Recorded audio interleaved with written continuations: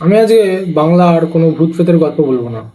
আমি এমন একটা ক্রিয়েচারের কথা বলবো আজকে, যার নাম শুনলে তখনকার দিনে মধ্য ইউরোপের ব্যক্তিদের বুক ভয়ে কেঁপে উঠত। তো ঘটনাটা শুরু হচ্ছে কত সপ্তম শতাব্দীর শেষের দিকে। সেই সময় নাইটস নাইটস বলে নাইটস টেম্পল এরম নামে কিছু একটা মন্দির ছিল, চার্চ ছিল। তো সেই চার্চের যারা থাকতো তাদেরকে বীর যোদ্ধা বলে মনে করা হতো। এবং সেই সময় একটা কথা রটে যে সেই নাইটস টেম্পলের কর্মচারীরা, অর্থাৎ যারা থাকে সেখানে, তারা নাকি একটা কালা জাদুর শয়তানের পুজো করছে। তো ঘটনা শুরু সেইখান থেকেই। তো আমরা আজকে কথা বলছি বাফোমেটের নিয়ে।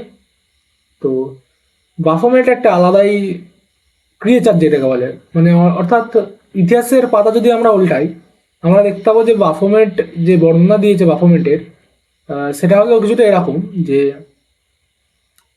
বাফোমেটের একটা মানুষের মতো শরীর আছে। সেটা পুরুষের না নারীর ঠিক বোঝা যায় না। 2 নম্বর পয়েন্ট হচ্ছে তার মাথা, অর্থাৎ মানুষের যে আমাদের এরকম মাথা হয় এরকম মাথা কিন্তু নেই। তার জায়গায় আছে একটা কালো ছাগলের মাথা। হ্যাঁ। আর এবং পিঠে দুটো বিশাল বড় বড় ডানা। এক অদ্ভুত ক্রিয়েচার এটি। আহ, এটা অর্থাৎ এটাকে অনেকে বলে কালা জাদুর দেবতা, আবার অনেকে এটাকে কালা জাদুর দেবতা হিসেবে মানেও না। কোনো কাল্পনিক কোনো একটা ক্রিয়েচার ভাবে অনেকে, কিন্তু এর পরিচয় কালা জাদুর দেবতা হিসেবে। তো ঘটনাটা শুরু হচ্ছে অনিরুদ্ধ নামে একটা ছেলের সঙ্গে। তো অনিরুদ্ধ, সে একটা কি আইটিআই কোম্পানিতে পার্ট টাইম জব করতো। তো সে জব করছে সারাদিনের শেষে যেমন হয় আর কি, রাত্রেবেলা একটু বাড়ি এসে ঘুমানোর তোড়জোড় করছিল। এবং তার কিছু অ্যান্টিক পুরনো জিনিসের শখ ছিল আর কি, অনেকের থাকে না, তো সেরকম শখ ছিল তার। তো একদিন রাস্তা দিয়ে সে যখন আসছে, তখন সে রাস্তার এক পাশেতে একটা মূর্তি কুড়িয়ে পায়। সে ভাবে এটা কোনো পুরাতন, সে চিনতে পারে না মূর্তিটাকে কিন্তু, হ্যাঁ, সে চিনতে পারে না, যার কারণে সে এটা বাফোমেটের মূর্তি নাকি সে বুঝতে পারে না। তো সে দেখলো পুরাতন একটা মূর্তি, অ্যান্টিক পিসের যেহেতু শখ ছিল, তাই জন্য সে বাড়িতে নিয়ে এসে রাখলো। এবার সে ভেবেছিল যে কোনো এক্সপার্টকে দেখে নেবে এই মূর্তিটা কিসের না কিসের। তো যথারীতি সে রাত্রির বেলা বাড়িতে এসছে, সেই মূর্তিটাকে একটা তার অ্যান্টিক পিসের কালেকশনের জায়গায় রেখেছে। রেখে তার পরের দিন সকালবেলা সে এক্সপার্টের কাছে গেছে। তো এক্সপার্টের কাছে গিয়ে সে জিজ্ঞাসা করছিল যে এটা কিসের মূর্তি হতে পারে। সেই সময় সেই এক্সপার্ট বলেন যে এটা বাফোমেটের মূর্তি। তো সেই বিষয়ে বাফোমেটের বিষয়ে কোনো জ্ঞান ছিল না অনিরুদ্ধর। স্বাভাবিক বিষয়, সবার থাকে না যদি জ্ঞান। তো এরপরে কিছুটা রিসার্চ করে, ইন্টারনেটে গুগলে রিসার্চ করে, তারপরে দেখতে পায় যে এটা ব্ল্যাক ম্যাজিকের একটা দেবতার মূর্তি।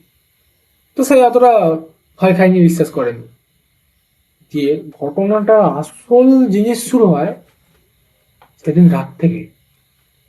রাত 3টে নাগাদ অনিরুদ্ধ শুনতে পায় যে তার দরজায় কে যেন টোকা মারছে।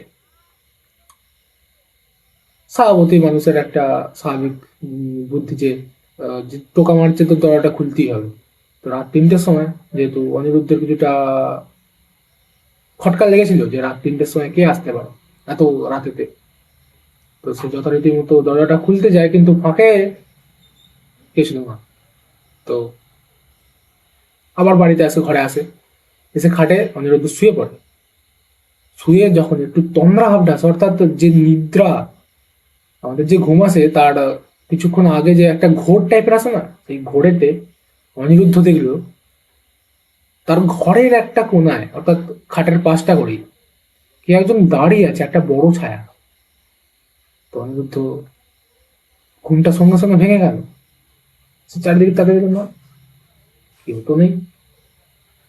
এরপরে সে যখন শুতে গেল, দেখলো খানিকটা আর আবার ঘোর টাইপের এসছে। সেই সময় সে দেখলো যে তার মুখের সামনে একটা ছাগলের মাথা দাঁড়িয়ে। সে ভয় খেয়ে গেল, ভয়ে অজ্ঞান হয়ে গেল। সে অজ্ঞান হওয়ার আগে একটা কথা শুনেছিল যে তুই আমাকে মুক্ত করেছিস, এখন তোর আত্মাটুকু আমার। এই কথাটাই ঠিক শুনেছিল। তো এর পরের দিন তার যখন জ্ঞান ফেরে এসে দেখতে পায় যে বাফোমেটের মূর্তিটা সেখানে নাই, এবং তার বাড়িতে একটা বিড়ালও ছিল। সেই বিড়ালটা উধাও। তো অনিরুদ্ধ আবার গুগলেতে সার্চ করে, আবার সে রিসার্চ করতে শুরু করে।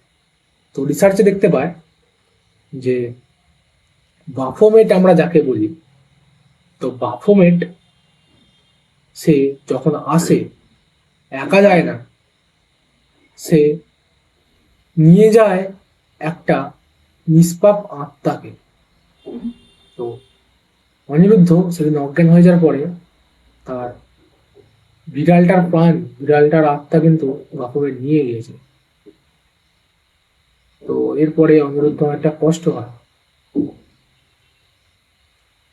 যদি আপনারা এরকম কোনো অ্যান্টিক জিনিস কুড়িয়ে পান, তাহলে ভুলেও আগে নিয়ে আসবেন না বাড়িতে, আগে রিসার্চ করুন সেটার প্রতি, এক্সপার্টদেরকে দেখান। পুরোপুরি আপনারা যখন দেখতে পাবেন যে জিনিসটা সেফ, তখনই আপনারা বাড়িতে নিয়ে আসবেন, তার আগে নয় কিন্তু। আর একবার শোয়ার আগে আপনারা বাড়ির চারটে কোণ ভালোভাবে দেখে নিন ঘরে। হতে পারে বাকুমেট আপনার জন্য অপেক্ষা করছে, আপনি একটা ভুল করবেন আর আপনাকে নিয়ে যাবে।